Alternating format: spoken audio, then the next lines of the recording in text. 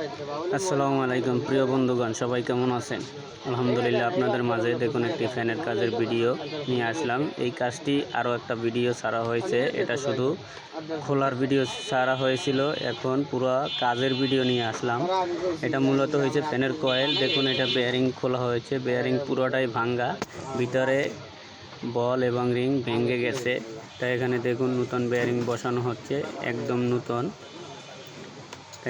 নিচের বেয়ারিংটা পাল্টানো শেষ, এটা হলো 62 হয়ে থাকে বেয়ারিংটি। এখন এটা পুরো ইজি, দেখুন কত সুন্দর ইজি হয়ে গেছে। কিন্তু ইজি হলেই হবে না, এটা উপর সাইডের যে বেয়ারিংটা এটাও পাল্টানো হবে। দেখুন এটাও কিভাবে তোলা হয়। এটি ব্লুজার লাগাইয়া, তারপরে এটারে ব্লুজার বলে, কেউ জগ বলে, এইটা লাগিয়ে তারপরে বেয়ারিংটি তোলা হবে। তারপরে যা যা কাজ আছে সম্পূর্ণ করা হবে। দেখুন বেয়ারিং তোলা শেষ, এটাও ভেঙে গেছে বেয়ারিং। এখন এখানে যে লুপের কালেকশনগুলো আছে, কালেকশনগুলো অনেক পুরনো ফ্যান, তো তাই কালেকশনগুলো অনেক হার্ড হয়ে গেছে। এখন আগে কালেকশনগুলো ক্লিয়ার করে নেওয়া হচ্ছে, তারপরে ক্লিয়ার করে এখন উপরে যে বেয়ারিংটি লাগানো হবে আগে কালেকশনগুলো ক্লিয়ার করে নেওয়া হলো। এখানে একটু স্প্রেইং করছে, মানে ফায়ারিং করে এখানে লাইনটা ডিসকানেক্ট হয়ে গেছে, তো এখানে একটু ঘষে এখানে একটু রাং জ্বালাই করে নেওয়া হবে। তার আগে বেয়ারিংটা বসানো হচ্ছে।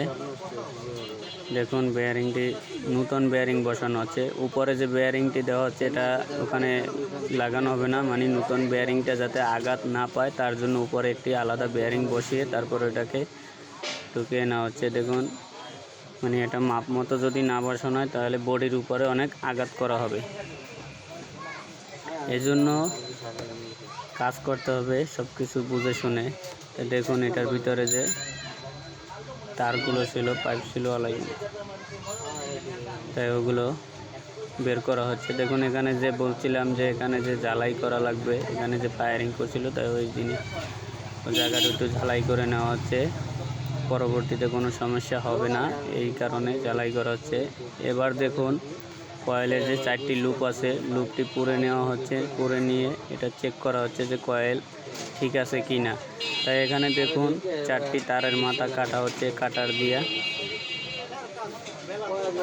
এখন এখান থেকে পাইপের ভিতরে যে ফুকা আছে সেটা দিয়ে ঢুকে তারপর ওখান থেকে বের করে তারপরে আবার লুপের কালেকশনগুলো টানা হবে। আমাদের কাজগুলো ধীরস্থায়ী হয়ে থাকে, কোনো তাড়াহুড়া কাজ করি না যাতে কাজের ক্ষতি না হয়, এই জন্য আস্তে ধীরে কাজ করা হয়। এখানে এখন 4টি টিউব ঢুকানো হবে, 4টি তারের মাথায় 4টি টিউব ঢুকানো হবে। দেখুন কিভাবে কাজ করে থাকি। আমাদের ভিডিওগুলো যারা দেখেন সবাই একটু আইডিয়া নিতে পারেন, দেখে যে ইলেকট্রিক কাজের কি ধারণা সেটাও নিয়ে থাকতে পারেন এই ভিডিওর মাধ্যমে। অনেকে অনেক রকম ভিডিও করে ছাড়ে, আমরাও স্পষ্টভাবে কিছু ভিডিও দিয়ে থাকি যাতে আপনারা বুঝতে পারেন। তারের সাথে দেখুন কেবলটি লাগানো হচ্ছে এবং এখন ঝালাই করে দেওয়া হচ্ছে, প্রত্যেকটা তারের মাথায় ঝালাই করে দেওয়া হচ্ছে, এই কারণে যাতে লুজ না থাকে। যখন কারেন্টটা ঢোকে তখন যদি এটা লুজ হয়ে যায় তখন ওই স্প্রেইং করার সম্ভাবনা থাকে, তাই এজন্য 4টি তারের মাথা ঝালাই করে দেওয়া হলো। এখন এখানে সুন্দর করে 4টি মাথা একসাথে নিয়ে বাঁধা হবে। এখানে একটি বাঁধ দেওয়া হবে না, 2টি বাঁধ দেওয়া হবে। দেখুন অনেক লম্বা তার, কারণ এটা পাইপের ভিতর দিয়ে একবারে তার উঠে যায়, এই জন্য এটার ক্যাপাসিটারটা উপরে থাকে, তার কারণে লম্বা তার দিয়ে উঠানো। এটা সিরিজ মারা হচ্ছে, দেখুন সিরিজ মেরে চেক করা হচ্ছে যে কয়েল ঠিক আছে কিনা। এখন আবার বানিশ মারা হচ্ছে, এটা বানিশটা দিলে কয়েলটা টিকসই থাকে। এবার ফিটিংয়ের পালা। এখন দেখুন উপরের সাইডটাকে, উপরের যে সাইডের যে বডিটা, এটা ঘ্যাস দিয়ে ফিট মেরে নেওয়া হয়েছে। এখন এখানে কয়েলটি বসিয়ে দেওয়া হবে। দেখুন সুন্দরভাবে বসে যাবে, কোনো বাইরে দরকার হয় না। দেখুন এটা ফ্যান ফিটিং করা হচ্ছে।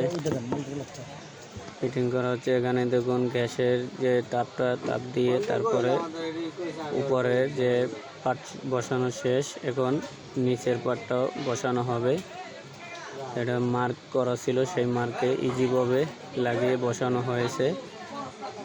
খুবই ভারী কমই লাগছে, বেশি ভারী লাগে না, কারণ এটা হিটের মাধ্যমে তো তার কারণে বেশি ভারী লাগে না। এখন দেখুন 3 কোণায় 3টি নাট মারা হচ্ছে।